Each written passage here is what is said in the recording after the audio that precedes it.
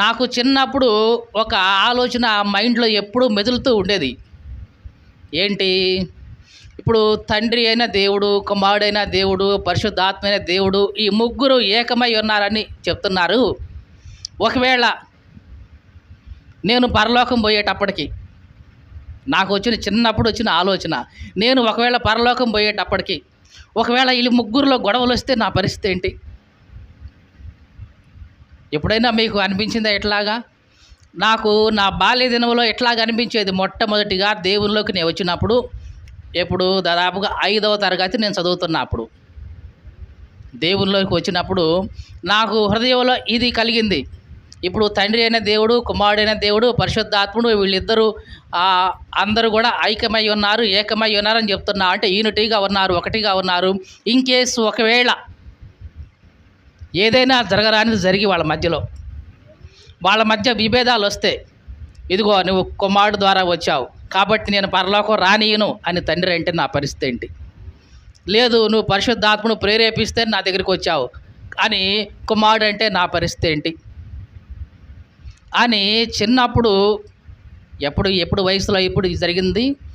దాదాపుగా నేను 5వ తరగతి చదువుతున్నప్పుడు, అంటే 11 సంవత్సరాలు అవుతాయి, 10-11 సంవత్సరాల వయసులో నాకు వచ్చిన ఈ ఆలోచన. నేను చిన్నపిల్లవాడిగా ఉన్నాను కాబట్టి తర్వాత ఎదిగిన తర్వాత దేవుని గురించి సంపూర్ణంగా తెలుసుకున్న తర్వాత ఇప్పుడు ఆ ఆలోచన చూస్తే నాకు నవ్వు వస్తూ ఉంటుంది కదా. ఎందుకంటే పిల్లవాడిగా ఉన్నప్పుడు పిల్లవాడిగానే ఆలోచిస్తాం, పిల్లవాడిగానే తలుస్తాం. కానీ పెద్ద అయిన తర్వాత ఆ పిల్లవాడి చేష్టలు చూసినప్పుడు, ఆ పిల్లవాడి ఆలోచనలు మనకి అనిపించినప్పుడు, నేనేంటి ఇట్లా ఆలోచించుకున్నప్పుడు అసలు ఇట్లాంటివి జరుగుద్దా? అసలు జరగదు కదా. చిన్నప్పుడు ఏదో తెలియక, వాక్యం తెలియక, తర్వాత దేవుని గురించిన అవగాహన లేక నా హృదయంలో కలిగింది ఇట్లా ఆలోచన అని.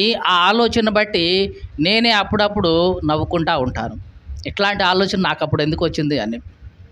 కానీ ఈ దినాల్లో చాలా మందిలో ఇప్పుడు ఇట్లాంటి ఆలోచనలే వస్తున్నాయి. ఏంటి మా పరిస్థితి? ముగ్గురు వేరువేరైతే మరి నేను యేసుక్రీస్తుని నమ్ముకొని పరలోకం పోతే, మరి ఆ పెద్ద ఆయన ఉండి, ఆ తండ్రి ఉండి, నువ్వు యేసుక్రీస్తుని నమ్ముకొని వచ్చావు, అసలు నేనెవరో నీకు తెలియదు, అసలు నేందుకు రాని వాళ్ళు నిన్ను పరలోకం పో అని నెట్టేస్తే నా పరిస్థితి ఏంది మరి? అసలు అనిపించిద్దా లేదా? లేదు, నాకు ఈ యేసుక్రీస్తు ఎవరో తెలియదు, పరిశుద్ధాత్ముడే నాలోకి వచ్చి నన్ను ప్రేరేపించి యేసుక్రీస్తు నమ్ముకునేలాగా చేశాడు.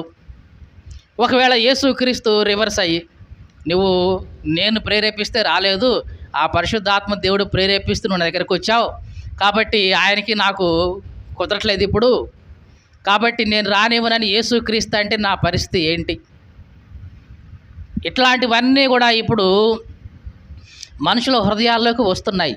కానీ జాగ్రత్త, బైబిల్ గురించి మాట్లాడేటప్పుడు, దేవుడి గురించి ఆలోచించేటప్పుడు కేవలం ఎదురుగా ఉన్న అక్షరాలు మాత్రమే కాదు, దాని వెనకాల ఉన్న అర్థాన్ని కూడా చూడాలి. అప్పటికి నీకు అర్థం కాకపోతే ఇంగ్లీష్ ట్రాన్స్లేషన్ అన్నా చూడాలి. అప్పటికి నీకు ఒక క్లియర్ ఐడియా రాకపోతే దాని వెనకాల ఉన్న ఒరిజినల్ లాంగ్వేజ్లోకి వెళ్ళాలి. అంటే హీబ్రూలోకి వెళ్ళాలి, అవసరమైతే గ్రీకులోకి వెళ్ళాలి క్రొత్త నిబంధన అయితే. అలా వెళ్ళి ఏమి రాయబడి ఉంది, అక్కడేముంది, ఇక్కడేముంది, అవన్నీ పరిశోధన చేసి పరిశీలించి ఒక అభిప్రాయాన్ని నువ్వు ఏర్పరచుకోవాలి. అంతేగాని ఎవరేది చెప్తే అది నిజమని నమ్ముకుంటూ పోతే నీ విశ్వాసాన్ని నువ్వు పోగొట్టుకుంటావు. చాలామంది ఏం చేస్తారంటే, వాళ్ళకి బైబిల్తో పని లేదు, వాళ్ళ అయ్యగారు ఏది చెప్తే ఇక అదే ఏంటంట, వాళ్ళ అయ్యగారు ఏది చెప్తే ఇంక అదే నిజం, ఇక మిగతా వాళ్ళు ఎవరు ఏది చెప్పినా సరే అది అబద్ధమే. వాళ్ళ అయ్యగారు చెప్పిందే నిజం, ఇక మిగతాదంతా అబద్ధమే. ఇది సరి అయింది కాదు.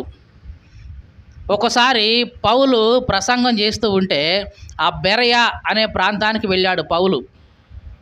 వెళ్ళి అక్కడ ప్రసంగం చేసి దేవుని వాక్యాలన్నీ వాళ్ళకి వివరిస్తూ ఉంటే అక్కడ ఉన్న వాళ్ళు చాలా శ్రద్ధగా అసలు పౌలు చెప్తున్న మాటలు అసలు అట్లా ఉన్నాయా లేవా అని మొత్తం రెఫరెన్స్లన్నీ తిరగేసి మరి వాళ్ళు స్టడీ చేసేవాళ్ళంట. పౌలే చెప్పాడు ఆ మాట. వీళ్ళు చాలా జ్ఞానం కలిగిన వాళ్ళు, చాలా వివేకం కలిగిన వాళ్ళు. ఎట్లాంటి వాళ్ళంటే పౌలు మాటలు చెప్తా ఉంటే అసలు ఆ మాటలు అట్లా ఉన్నాయా లేవా అని పరిశీలించి చూసేవాళ్ళు వీళ్ళు అని అపోస్తుల కార్యాల్లో రాయబడి ఉంది. ఈ దినాల్లో అట్లా పరిశీలించే వాళ్ళు అసలు ఎవరూ లేరు. అసలు బైబిల్ చదివే వాళ్ళే ఎవరూ లేరు. వాళ్ళకి అంత టైం కూడా ఉండట్లా.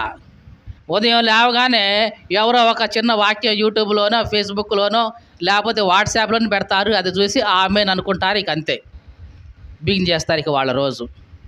ఇక నైట్ వచ్చేటప్పటికి ఏదో ఒక వాక్యం చూసుకుంటారు. ఎవరో చిన్న మెసేజ్ ఇస్తే ఆ షార్ట్ మెసేజ్ వింటారు, ఆమేన్ అనుకుంటారు. ఇక అంతే. మరి ఇట్లాంటి వాళ్ళకి దేవుని గురించి సంపూర్ణంగా ఎట్లా తెలుస్తుంది?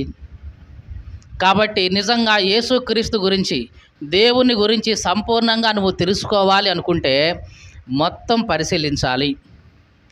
లేదు, అలా పరిశీలించే ఆలోచన లేదు నీకంటే జాగ్రత్తగా పరిశీలించి ఎవరైతే నీకు చక్కగా వివరిస్తున్నారో అక్కడ స్టాండ్ అవ్వాలి. అంటే అక్కడ నిలబడాలి. నిలబడి దేవుని గురించి సంపూర్ణంగా నేర్చుకోవాలి. దేవుని గురించిన సంపూర్ణమైన సత్యాన్ని నువ్వు నేర్చుకోవాలి.